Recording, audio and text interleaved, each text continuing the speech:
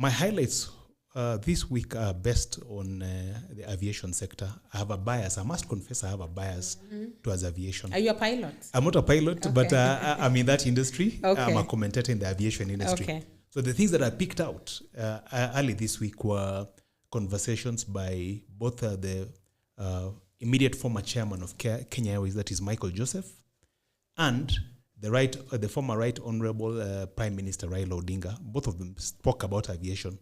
Let me start with Michael Joseph. Michael Joseph has just retired as chairman of Kenya Airways. I think he's been there for 9 years, and he got in when Kenya Airways was at its lowest, and he has left on a high in the sense that last year's results turned a net profit of 5.4 billion shillings. But Michael Joseph had this to say. He said that Kenya Airways needs to be support. It needs more support from the government than it's currently getting. And I think in a short interview on one of these national TV channels, he actually spelled out why Kenya Airways needs support.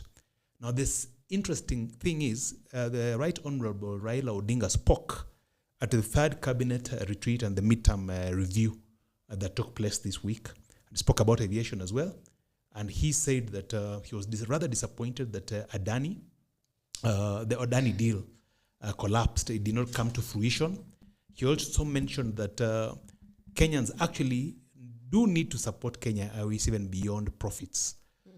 He says that's the way other airlines all over the world are supported. And he gave an example of Emirates. He gave an example of our neighbor further up north, Ethiopia, that is heavily subsidized by the government. He also gave an example of the new upstart in aviation, that is Rwanda, who are coming up and who are building a brand new airport. And if we are not careful, they might upstage us.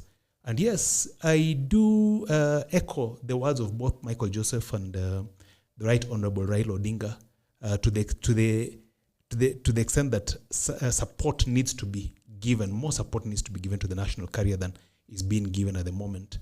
And I'll give you an example. If we don't support the national carrier, we are going to be run roughshod by Middle Eastern carriers.